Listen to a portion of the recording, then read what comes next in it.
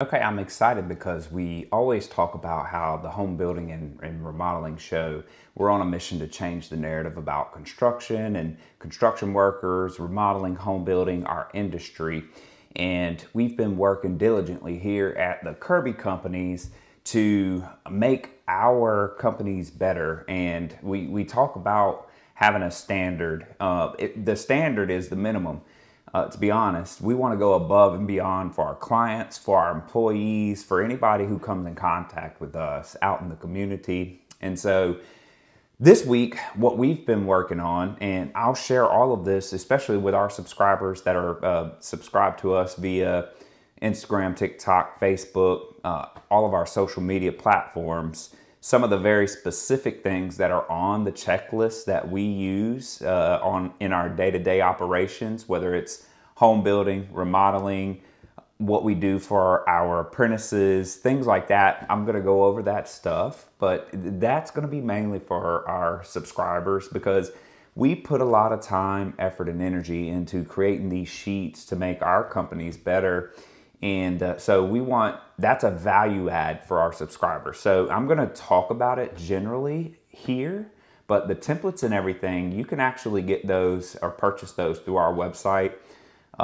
Just go on the home building and remodeling show.com or the homebuildingshow.com and you can purchase these sheets. And I'll tell you, if I had a lot of this stuff when we first started out, I would be way beyond where we are now.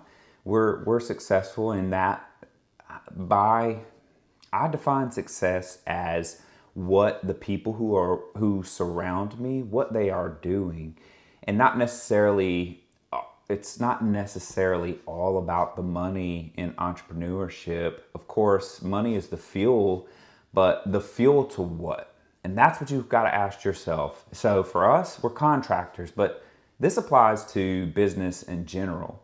When you go out to start a business, you're on a mission to make money, to provide for yourself, provide for your family.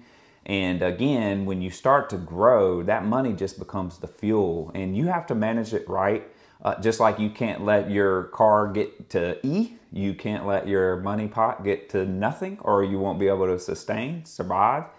So for us, money's just the fuel, but people are our mission. And what I mean by that is we define our success here at the Kirby companies as how our people are living, the quality of life that we can provide for them. And, you know, from the moment I retired from the Navy to coming into the civilian world, I realized quickly that it's a different mindset in the workforce. And so in construction, the people who are in construction, that start out in construction, that come to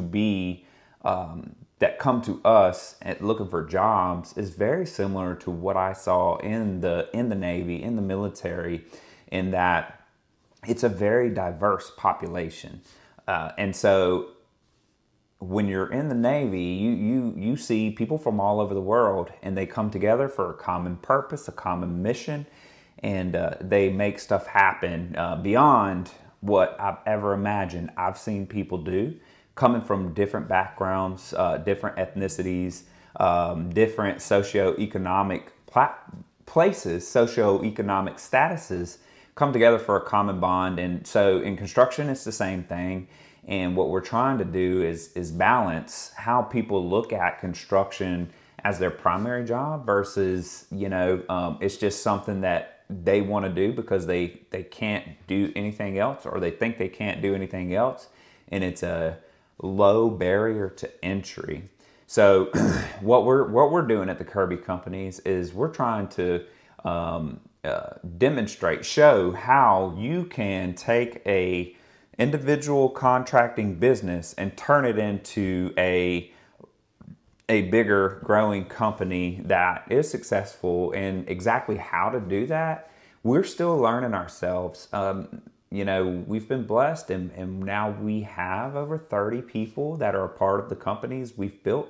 However, it started with 3 and it was hard with 3.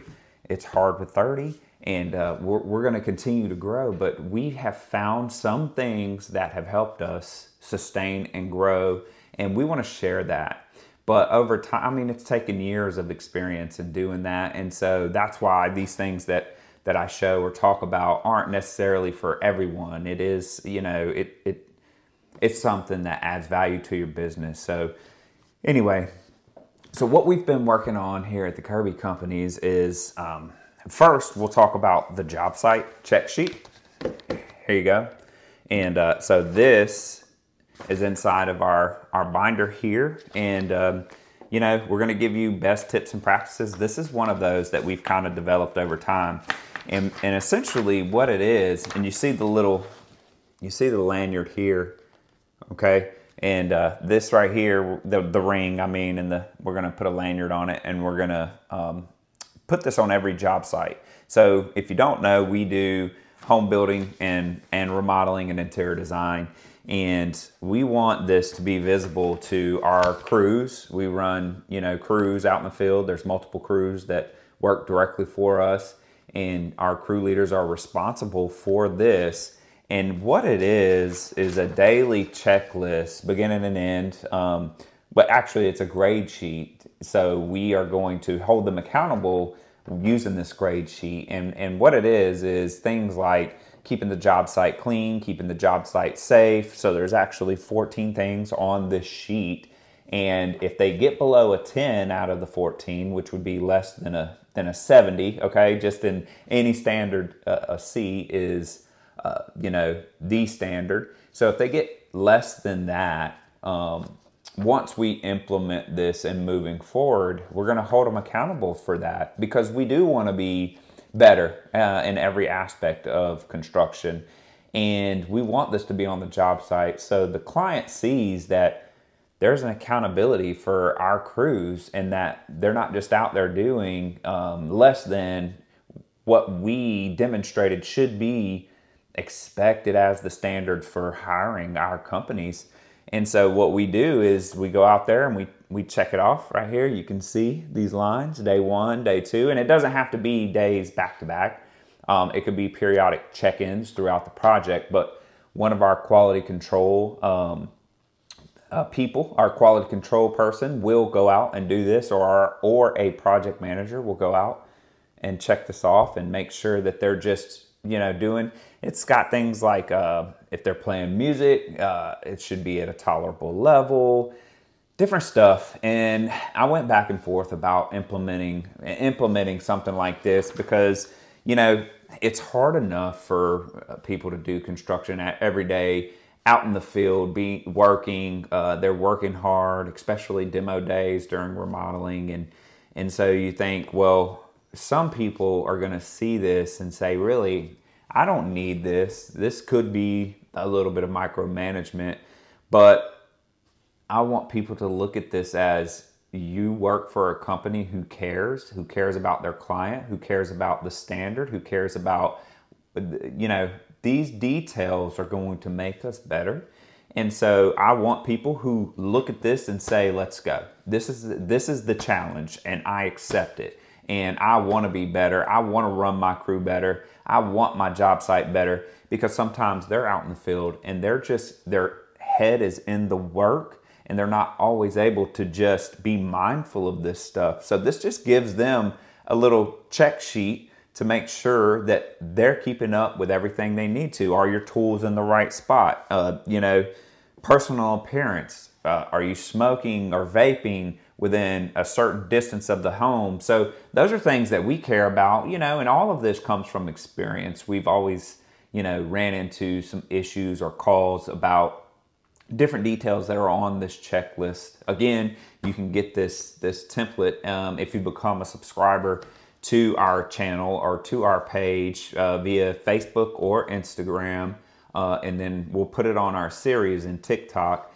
But you can get access to this and a lot more. We also have some courses that we're going to do and share.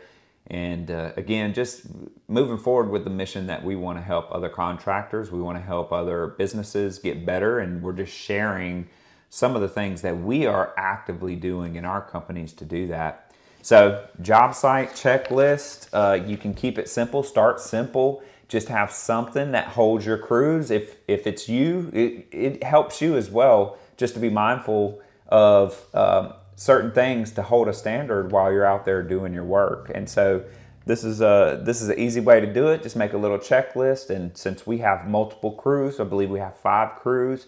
So we put this on each job, we'll put a little lanyard on it. We'll go down the checklist. We'll have quality control run through this checklist when they're out and about on the job sites to make sure that everything is as expected, and then we're going to hold them accountable if it's not, and also we're going to reward them if it is, because that's what we care about the most. We don't want it to always just be daunting and a negative thing. This helps us, it helps them, and that's why we did it. So the next thing we've been working on is so in remodeling, you'll see that there isn't necessarily an agenda or a training plan or a focused training plan that will help you take a brand new employee, a green employee, whether they're young or old. They may be new to construction, new to remodeling. There's really nothing to bridge that gap of knowledge from them walking in the door and being green up until the point where they are technical experts or craftsmen or women out in the field. There's really no guide. It's just do your work and you go home, and you most of the time they're going to just come in the door and they're going to jump right in with really no direction. And so they show up to the job site. I've had this happen. We've had this happen here at our companies, that you may have somebody that comes in and the intent is to go from helper to somebody that can lead a crew, and that way you can increase your capacity for work, increase the amount of work you can take on. And so you expect them after some time to gain skill, knowledge, and be able to maybe stand alone, maybe one day run a crew. What we've run into is that they will show up and there's no way of us in the office or at a higher level, there's no way for us to actively know what the helper has learned, to track what they've learned. We just know that they're going out and working and expecting them to learn enough to where, hey, you meet our expectations, we can build a crew around you, and we can take on more jobs. But we struggled for so long to actually make sure that we were preparing them, that we were giving them a checklist of here are the things you should know, the basic stuff, from basic tools to from basic tools to professional knowledge about the product you're installing, tips and tricks, best practices. So those are all things that come with time and experience. But what we've done is we've actually created a guide. We've actually created a step-by-step checklist for them. So here's how it works. Okay, there are levels of mastery, and we have 6 levels of mastery that we've put into each category. So the categories that we as general remodelers care about, and you can see when you open it, it's kind of tabbed out here. I've got 2 tabs in this one. This is one that's incomplete. We're in the works of building this, but there's going to be six tabs. Okay, the first tab is trim, and then when you actually open it up, you see there's a whole task list over here of things that they should do: materials, tools, setting materials, and hardware. And this is all level 1 and level 2. So level 1 is discuss, level 2 is observe.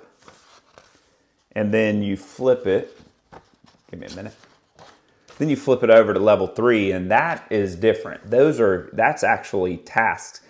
These are all performance tasks out in the field that they'll do. And this is the trim carpentry one. So level 3 is perform, okay? And then you have repetition. So 6 times, perform it 6 times under supervision. Level 4 is perform alone. And again, it's repetition 6 times, same task list, perform it again.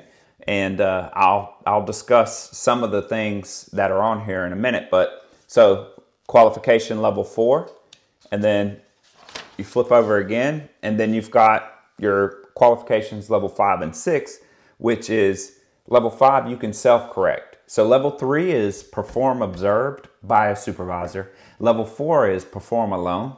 That means you're doing it by yourself. And then a level 5 means that you can self-correct. That means you can identify problems with the work you performed. And then level 6 is mastery. And you can see it's just getting their initials and then tracking those signatures.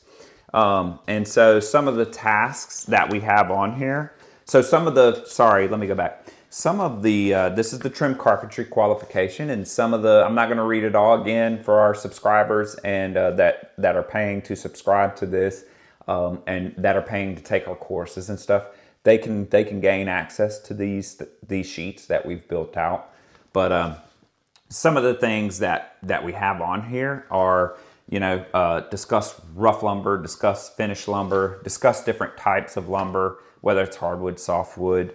And then discuss the different aspects of being a trim carpenter, finished carpenter, trim carpenter, and just talking about some of the even language that we use in construction that could benefit them.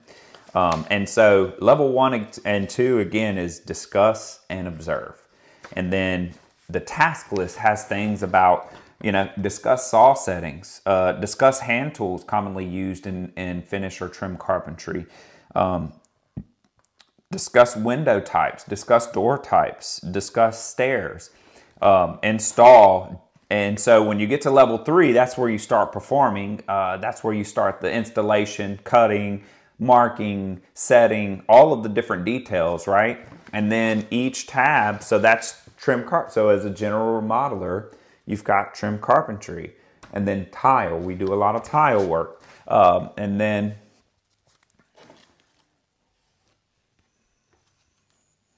so they go from, you know, for us, we want them to learn carpentry, finished carpentry and trim carpentry in general. We want them to learn there first because that has the most practical application to a remodeler. They learn the most from that because we do a lot of cabinet installs. We do a lot of doors, windows. We do a lot of things that, you know, trim, baseboards, moldings, crown.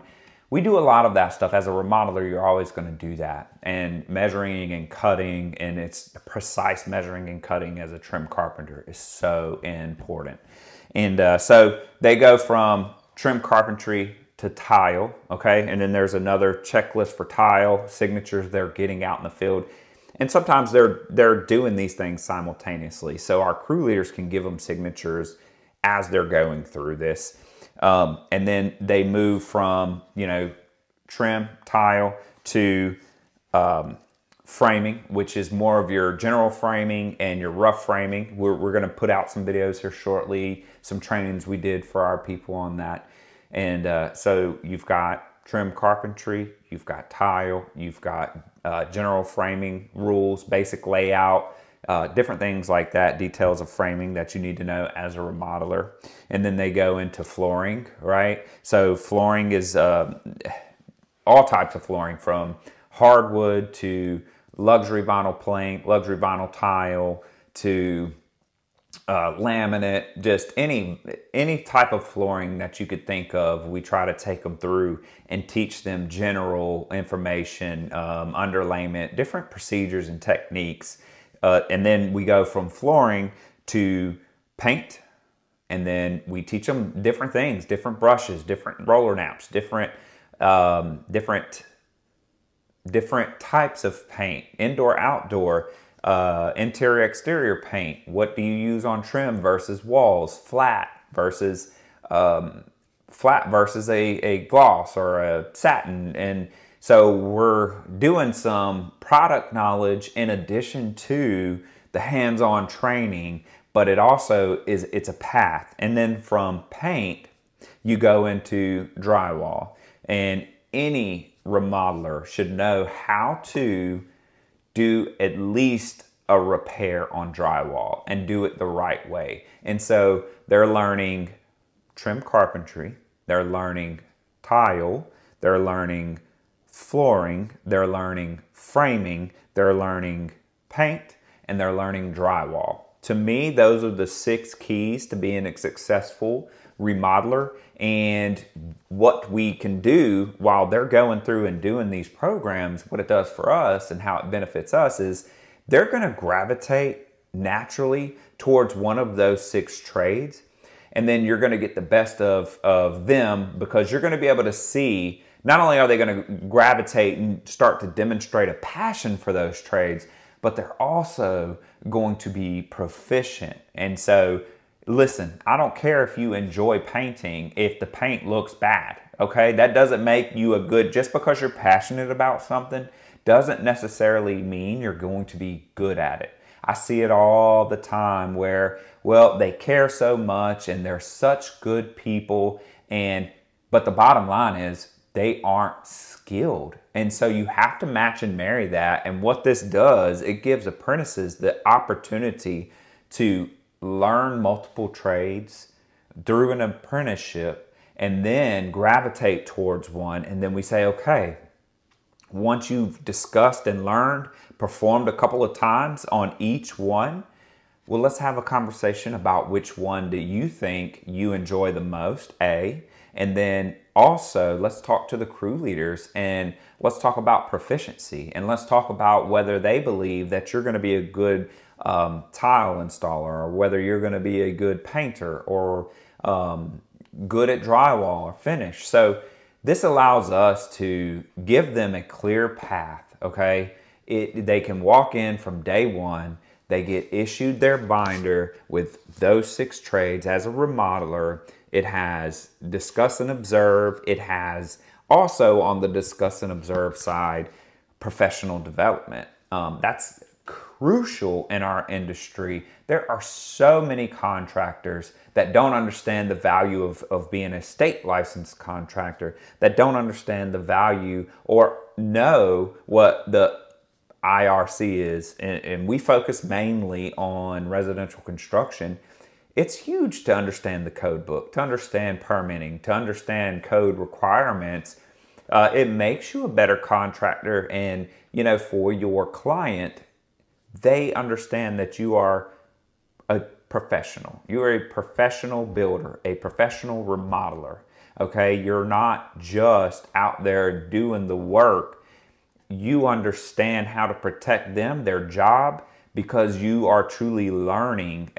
People don't understand that there are books for most trades. There is professional development for most trades now. And if you don't know that, again, we're on a mission to make sure you do. And if you want to know what books we use, because we do use books for professional development and training and stuff like that, just comment below, comment on our social media pages, shoot us an email, thehomebuildingshow@gmail.com. Anything that you would like to see, anything that you would like to learn about, or if you want to know, again, about where we're getting the information to put in these task lists, not just there's obvious on the job requirements, how to install tile, how to cut tile, different things like that, but we take it a step further with our apprentices and we actually use manuals, right? So there is a tile manual.